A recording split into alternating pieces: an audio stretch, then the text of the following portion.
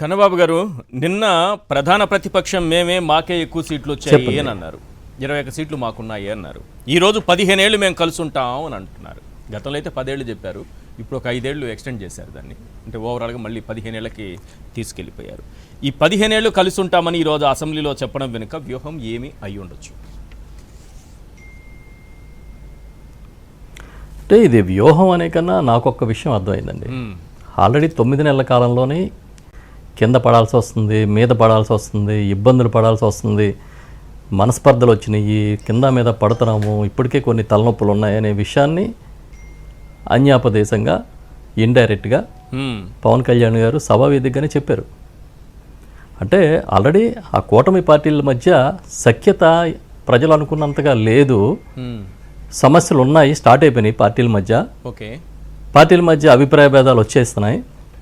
అయినప్పటికీ మేము కలిసి ఉంటాము అని సభావేదికగా చెప్పారు అని అంటే ప్రజలకి, పార్టీ క్యాడర్లకి ఒక మెసేజ్ ఇవ్వడానికి చెప్పుండొచ్చు. అంటే ఇది పై స్థాయిలో నేను దీంట్లో తీసుకున్నది ఏంటంటే 9 నెలల కాలంలో ఈ గ్యాప్ అనేది ఏ స్థాయిలో ఉంది, ఎక్కడుంది అంటే 9 నెలల కాలంలోనే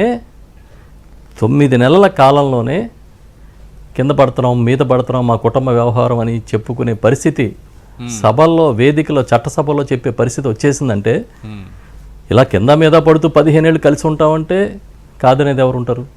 అది వాళ్ళ ఇష్టం. విడిపోతామంటే వాళ్ళ ఇష్టం.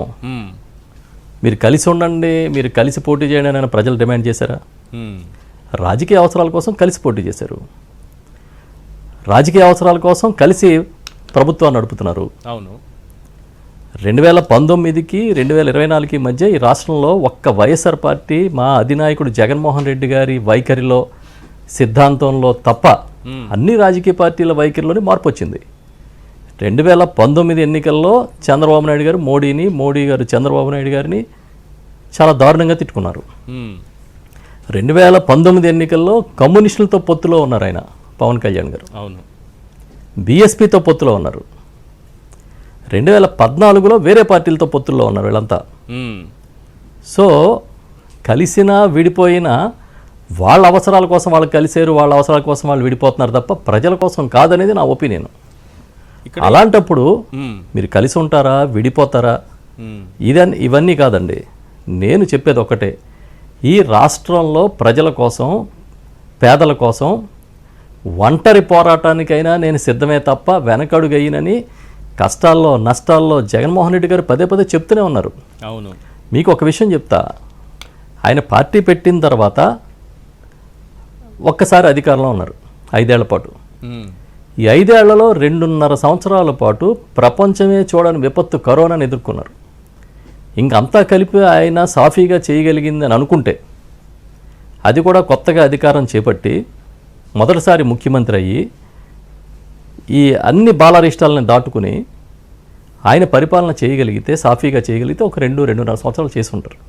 ఎందుకంటే చివరి 6 నెలల్లో రాజకీయపరమైన ఒత్తిళ్ళు ఉంటాయి కాబట్టి. సో దానిలోనే ఆయన ప్రూవ్ చేసుకున్నారు, ఒక ఛాంపియన్, ఈయన వెల్ఫేర్కి ఛాంపియన్, ఈయన ఎన్నో పథకాలకి, సంస్కరణలకి ఆద్యుడు, సృష్టికర్త, ఎన్నో విధానాలు తీసుకొచ్చారు అని. సరే, ఎన్నికల ఫలితాలు ఎలా వచ్చాయి ఏంటని పక్కన పెడితే, ఇవాళ తెల్లవారక ముందే పెన్షన్లు పంపిణీ చేస్తూ ఇంటికి పట్టుకెళ్ళి పెన్షన్లు ఇచ్చే కార్యక్రమానికి శ్రీకారం చుట్టింది ఎవరు? జగన్మోహన్ రెడ్డి గారే కదా. దాన్నే కదా చంద్రబాబు నాయుడు గారు ఫాలో అవుతున్నారు. ఆయన హయాంలో చేయలేదు కదా. ఇలా నా దగ్గర చెప్పాలంటే ఒక 100 ఉంటాయి. నేనేం చెప్తున్నానంటే, మీరు కింద పడుతున్నారు, మీద పడుతున్నారు, మా దగ్గర ఒక ఇంట్లో, కుటుంబంలో ఎన్నో సమస్యలు ఉంటాయని సాక్షాత్తు డిప్యూటీ సీఎం గారే అసెంబ్లీ వేదిక మీద మాట్లాడిన తర్వాత ఇవాళ తేటతలం అయిపోయింది. పార్టీల మధ్యతో సరైన సఖ్యత లేదు, పైకి మాట్లాడుతున్నారు వీళ్ళందరూ. అంటే మా అన్నయ్య, మా తమ్ముడని పైకి మాట్లాడుకుంటారు, కానీ లోపల లోకల్ స్టార్ట్ అయినాయి కదా. కరెక్ట్. దానికి సంబంధించి ఒక 2-3 ఎగ్జాంపుల్స్ చెప్తా. మొన్న ర్యాంకింగ్ ఇచ్చారు మంత్రులకు చంద్రబాబు నాయుడు గారు, ఆయనతో సహా, లోకేష్తో సహా అందరికి ఇచ్చారు. అందులో పవన్ కళ్యాణ్కి 10వ ర్యాంక్ ఇచ్చారు. నెక్స్ట్ పవన్ కళ్యాణ్ శాఖలో అత్యధికంగా 10వ ర్యాంక్ ఇచ్చారు. తర్వాత ఫైల్స్ అత్యధికంగా పెండింగ్ ఉన్నటువంటి శాఖ పవన్ కళ్యాణ్ గారిది. ఇక 3వది అదే సందర్భంలో ఒక ఉన్నత స్థాయి కమిటీ అధికారుల సమీక్షా సమావేశం జరుగుతోంది. అంతకుముందు క్యాబినెట్కి రాలేదు, దానికి కూడా రాకపోయినప్పుడు ఏంటి పవన్ కళ్యాణ్ గారు రావట్లేదు, కనిపించట్లేదు ఈ మధ్య అని ముఖ్యమంత్రి గారు అడిగితే నాదెండ్ల మనోహర్ గారు ఆయన నడుము నొప్పితో బాధపడుతున్నారు, మరో వారం వరకు ఆయన లేచే పరిస్థితి లేదంటే అప్పుడు సీఎం గారు ఒక మాట అన్నారు, నేను ఫోన్ చేశాను, నా ఫోన్ అటెంప్ట్ చేయలేదు, నేను ఆయనతో మాట్లాడడానికి చాలా ప్రయత్నించాను. అంటే ఒక ముఖ్యమంత్రి ఫోన్ చేసినా మంత్రి ఫోన్ ఎత్తలేనంత గ్యాప్ ఉందనేది ముఖ్యమంత్రి గారి మాటల్లోనే మనకు అర్థమైపోయింది. కానీ ఇంతలోనే మ్యూజికల్ నైట్లో ప్రత్యక్షమయ్యారు. వెంటనే అసెంబ్లీకి వచ్చి ఎన్ని విభేదాలు ఉన్నా అని కవర్ చేసేటటువంటి ప్రయత్నం చేస్తున్నారు. ఏంటి ఈ గ్యాప్ని పూడ్చుకోవడానికి ఇప్పటికిప్పుడు ఏంటి ఇంత పెద్ద గ్యాప్ వచ్చిన తర్వాత ఇన్ని అవమానాలు, దీనిపైన అయితే ఈ 10th ర్యాంక్ ఇవ్వడం పైన, ఈ ఫైల్స్ పెండింగ్ పైన, అది బహిరంగ ఈనాడు పేపర్లోనే రాశారు. ఇవన్నీ కూడా ఇన్ని అవమానాలు పడి పవన్ కళ్యాణ్ గారే మళ్ళీ ఈ గ్యాప్ను పూడ్చే ప్రయత్నం చేస్తున్నారా?